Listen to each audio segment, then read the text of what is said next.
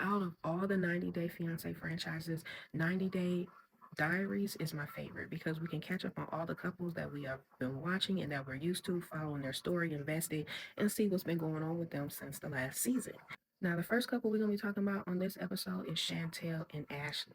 Now, Chantel thinks that they're doing these whole little photo shoots for the holidays or whatever, but Ashley is actually preparing for a surprise engagement. Chantel has no idea.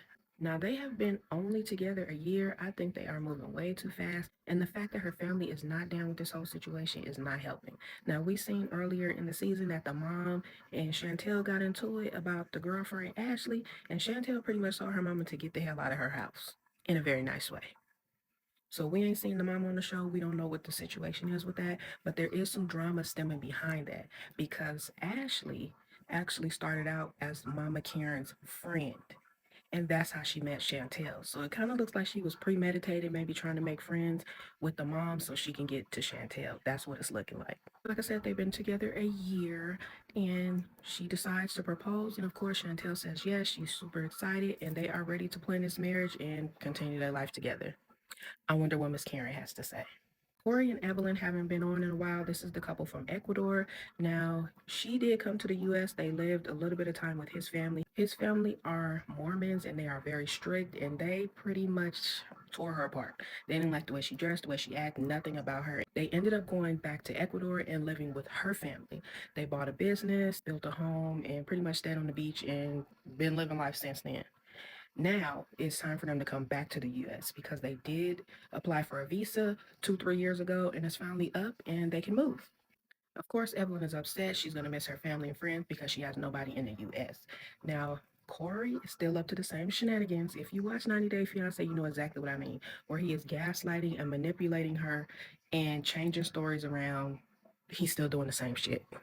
She was under the impression they were going to move to Hawaii or California, somewhere where she could surf and be on the beach and have a great time. And he pretty much tricks her.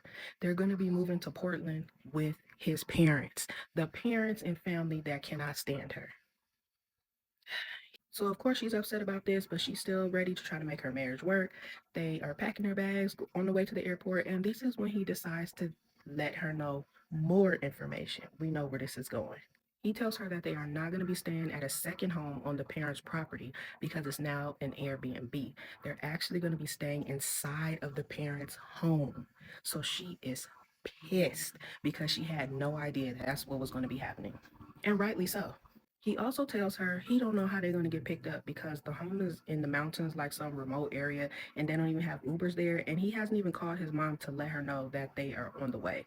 This man is a hot ass mess, very immature. So they get there. Of course, she's pissed. She's trying to like go with the flow. They sit down and talk to the mom. And the first thing he says, here we go, more with the lies. He tells the mom that they are going to be living there for 3 years in her home. Now, mind you, he told the wife that they would be living for 3 months and then they will move to their own property or find a house or whatever. So he pretty much has been lying from the start. Of course, she's pissed. She storms off. He's trying to explain, but sir, you just dead ass wrong. Now, Sam and Citra was on this episode as well. We do know Sam had a big problem with the RUGSs, and he confides in his wife, letting her know that he has recently relapsed, and of course, she's not happy about it. She tells him she's going back to Indonesia to be with her family because he promised the dad and all of her family that he would take care of her and stay off of the nose candy. He's confiding in his brother about it, and the brother's like, no, she can't take your baby. She can't do this. She can't do that. Sir, he's in the wrong. She could do whatever the hell she want to do. The dad calls to talk to them to check in or whatever, and he actually admits to the dad that he had a relapse and he's trying to get his life back together and he wants to actually be a cop like the dad. I think he's lying. He's just trying to get on the dad's good side.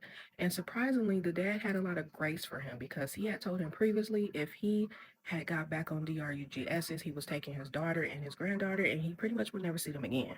The dad was very understanding. Of course, he says he was going to get his life together and try to do the right thing. So we'll just have to watch and see. But to me, he seemed like he wasn't even sober in the confessional. So I don't know, Citra. You might want to cut your losses before it gets too far.